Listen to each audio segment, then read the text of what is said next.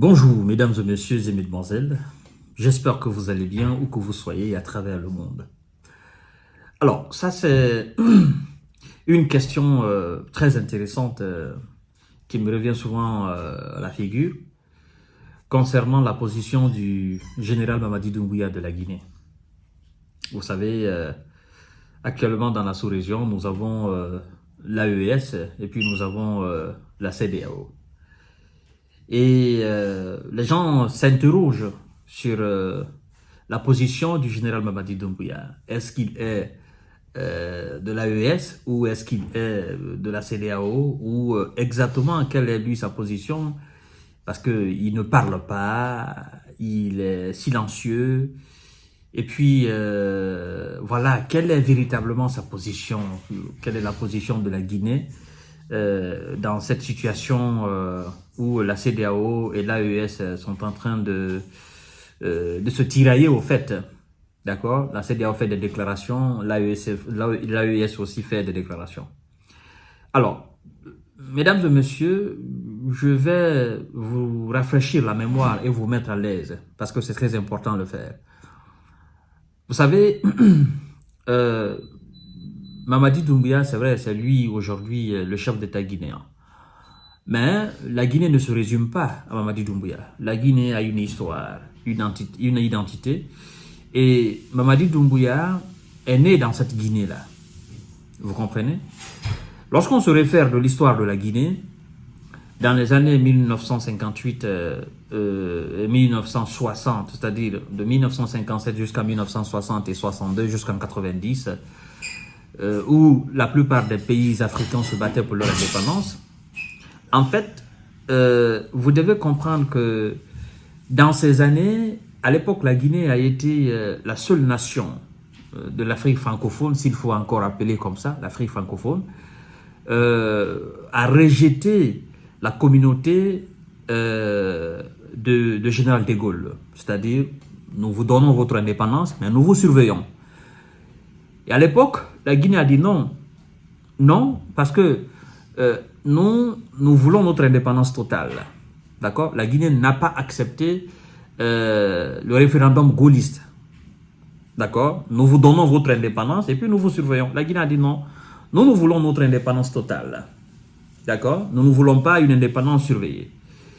Et étant seul alors sur ce chemin, la vie a été très dure pour la Guinée et les Guinéens. Quand la Guinée a décidé de se débarrasser, mais d'une façon radicale, de la France.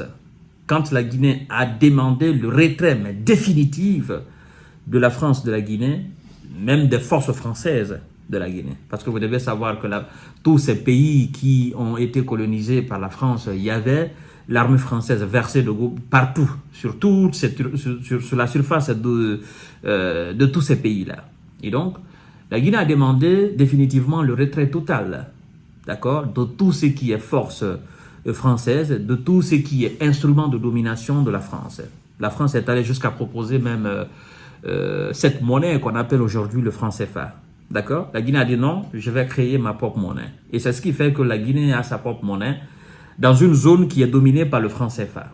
La monnaie guinéenne, vous la connaissez, c'est le franc guinéen. Parce qu'il y a des gens qui se posent la question, pourquoi la Guinée n'est pas dans le franc CFA? Parce que la Guinée a refusé d'entrer dans le franc CFA. Vous comprenez maintenant? Et à l'époque, ce que la France a adopté comme politique vis-à-vis de la Guinée, vous comprenez? C'est que la France a adopté comme politique de répression, de rétorsion contre la Guinée, c'est exactement la même politique que la France est en train de mener aujourd'hui contre les États comme le Mali, le Burkina, le Niger et ainsi de suite. Alors, à cet effet, vous êtes maintenant à mesure de comprendre que la lutte que mènent aujourd'hui le Mali, le Burkina et le Niger, cette lutte a été menée par la Guinée en 1958. De 1958 jusqu'en 84, vous comprenez, 84 mois de mars, au décès d'Ahmed Sékou Touré, la Guinée menait cette lutte. La Guinée a subi, n'est-ce pas, toute politique de déstabilisation de la part des puissances étrangères. Non pas seulement de la France, mais aussi du Portugal, des États-Unis pour des questions d'intérêt. Et du Portugal parce que la Guinée aidait le leader politique Amical Cabral, d'accord. La Guinée a aidé la Guinée-Bissau à avoir son indépendance. Il y a cette histoire qui est là. Et donc, le Portugal en voulait à la Guinée pour ça. Vous comprenez? Donc, la Guinée n'a pas fait face seulement à la France, mais à toutes ces puissances étrangères. Chose qui a d'ailleurs poussé la Guinée à se tourner vers les pays du Golfe, mais aussi de l'Union soviétique et du Cuba. Vous comprenez? Donc, la lutte que l'AES est en train de mener aujourd'hui, la nation en Afrique, dans toute l'Afrique, qui a mené, c'est-à-dire le pays colonisé par la France en Afrique, qui a été le premier à mener cette lutte et à dire non à la France, c'est la Guinée. Vous comprenez? Et donc, la Guinée est passée à ce stade où se trouvent aujourd'hui le Niger, le Mali et le Burkina. Vous voyez? Et donc, d'où d'ailleurs la solidarité du général Mamadi Doumbouya. Parce qu'il sait exactement, il n'y a pas mieux que le Guinéen pour comprendre ce que le Mali est en train de vivre aujourd'hui. Il n'y a pas mieux que le Guinéen pour comprendre ce que le Burkina et le Niger sont en train de traverser aujourd'hui. Peut-être la seule différence est qu'à l'époque, la Guinée n'était pas attaquée par des terreaux. Mais il y avait des forces, je dirais même plus puissantes et plus organisées que les terreaux qui attaquent aujourd'hui le Niger, le Mali et le Burkina. Quand je dis force, vous devez comprendre que c'est la France elle-même qui a entraîné des gens, enrôlé même des Guinéens et des étrangers, les a armés pour aller attaquer la Guinée en passant par le Sénégal. Le Portugal aussi a entraîné des opposants guinéens avec des Portugais blancs même qui sont allés agresser la Guinée, dans les années 70. Ils ont accosté, n'est-ce pas, au niveau du port. Vous comprenez? Les Américains aussi ont essayé. Vous voyez? Donc, en fait, c'est peut-être pas cette forme de terreau où on se sert des esprits faibles pour attaquer des pays africains. C'est eux-mêmes, ils ont essayé tout. Ils ont essayé tout. Et quand ils ont tout échoué, en fait, ils ont essayé avec la monnaie. Comme Assimi Goïta a dit que la France a créé des fausses monnaies francs CFA pour déstabiliser l'économie du Mali. Ben, cette expérience-là, c'est parce qu'ils ont essayé dans les temps contre la Guinée. Eux-mêmes, ils ont fait des émissions là-dessus.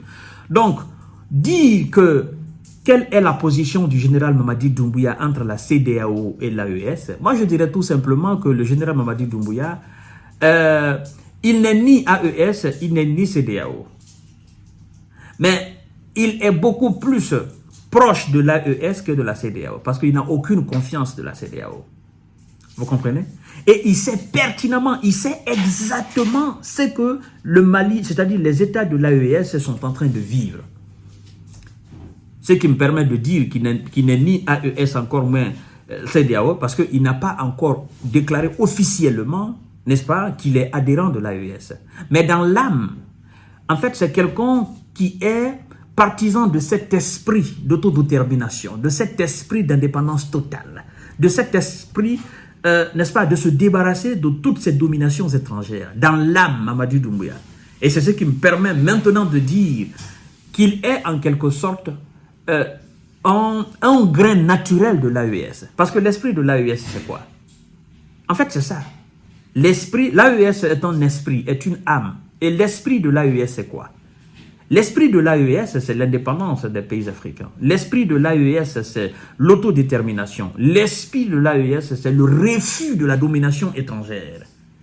Et ça, c'est ancré. C'est-à-dire, cet esprit est ancré naturellement dans le sang des Guinéens depuis leur indépendance, depuis leur histoire avec la France. Vous voyez? Donc, nous autres, c'est ça, c'est dans notre sang. Mamadi Doumbouya, c'est dans son sang.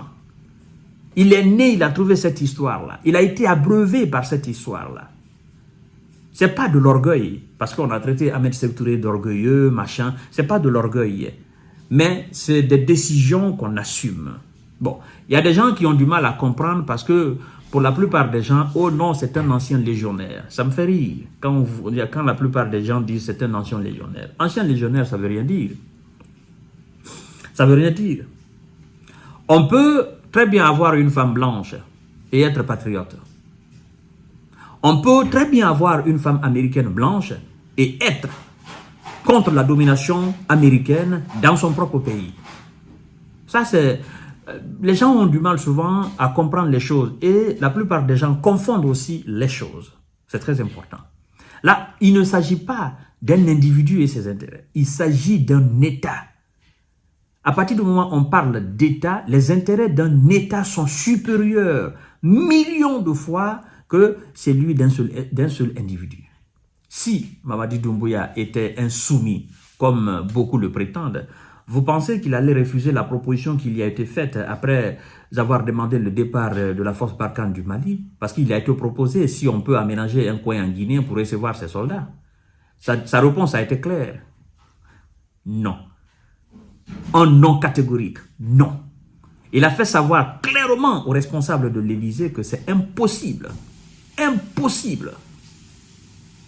C'est moi qui vous le dis aujourd'hui. Ça a été impossible. Toutes les propositions qui ont été faites pour... non, ils vont transiter par la Guinée, machin. Sinon, c'est très facile. Que ceux qui ont été chassés du Mali, du Burkina, du Niger, passent facilement par la Guinée. Le Mali fait frontière avec la Guinée. En Guinée, il y a la mer, il y a le port. On pouvait faire passer les instruments, les équipements de l'armée française par là-bas. Pourquoi on est allé jusqu'à chercher le Tchad, aller au Cameroun pour les faire retourner? C'est parce que la Guinée ne veut pas. Ça, la population guinéenne est allergique à cela. Donc, moi, je dis, nous sommes... en fait, l'esprit de l'AES, c'est nous qui l'avons créé. C'est les Guinéens qui ont créé cet esprit de l'AES. Voilà, cet esprit d'indépendance. D'accord? Nous sommes les précurseurs de cela. Vous comprenez? Tout ce que la jeunesse de l'AES est en train aujourd'hui de réclamer, c'est nous qui sommes les précurseurs de cet esprit. En fait, nous sommes ceux qui ont planté même cet arbre de refus de domination étrangère. Et nous avons subi les conséquences. C'est pourquoi nous ne pouvons pas lâcher nos frères du Mali, du Burkina et du Niger. Il faut qu'on les tienne à bras le corps. Ensemble, nous allons conjuguer le même verbe et nous irons devant. Nous ne pouvons pas les lâcher. D'où d'ailleurs la sortie de Mamadi Doumbouya en disant si vous essayez d'envahir le Mali, ce sera la dislocation totale de la CEDEAO. Et ça donne à réfléchir à la CEDEAO. Quand ils ont décidé de fermer les frontières au Mali, Mamadi Doumbouya a dit non, moi je ne peux pas fermer la frontière au Mali. Le Mali et la Guinée sont deux poumons dans une même poitrine. Vous voyez, donc toutes ces actions montrent encore une fois qu'il n'a pas oublié son histoire et que le peuple de Guinée n'a pas oublié son histoire. Cette histoire-là, il faut que vous la maîtrisez, c'est très important. Ceux qui ne la maîtrisent pas, renseignez-vous. Je viens maintenant de vous le dire, mais renseignez-vous sur l'histoire de la Guinée. Vous allez comprendre la position guinéenne, n'est-ce pas, dans toutes les politiques africaines, que ce soit au niveau de la CEDEAO, au niveau même de l'Union africaine. Je vais quand même vous dire que ça a été la vocation principale d'Ahmed Sékou Touré, parce qu'il disait souvent que la Guinée, l'indépendance guinéenne n'aura de sens que quand tous les États d'Afrique auront leur indépendance. Et il se battait pour ça, parce qu'il se disait, la Guinée seule indépendante ne peut pas être véritablement indépendante. Il faut que les autres nations africaines aient leur indépendance pour que l'indépendance guinéenne ait de sens. D'ailleurs, vous pouvez remarquer au niveau de l'hymne national guinéen, on parle plus du peuple d'Afrique que de la Guinée. Donc, le panafricanisme et l'esprit d'indépendance, l'esprit de rejet de toute forme de domination étrangère, nous sommes nés dedans, c'est ancré dans notre sang. Donc, je voudrais mettre à l'aise tous nos frères du Mali, du Burkina et du Niger et tous ailleurs en Afrique qui aspirent vraiment à se débarrasser à cette domination étrangère, que nous sommes dedans et nous allons mourir dedans. Cette bataille, nous allons la mener jusqu'à notre dernier jour, jusqu'à notre dernier soupir. Ça, il faut que vous soyez convaincus de cela. Et en fait, nous sommes dans cet esprit-là. Voilà, je pense que j'ai été beaucoup plus clair en ce qui concerne la position de la Guinée et de Mamadi Doumbouya. Et Mamadi Doumbouya ne peut pas faire autrement que de suivre l'histoire de la Guinée. Sinon, lui-même, il va sauter. Voilà, c'est ça la réalité.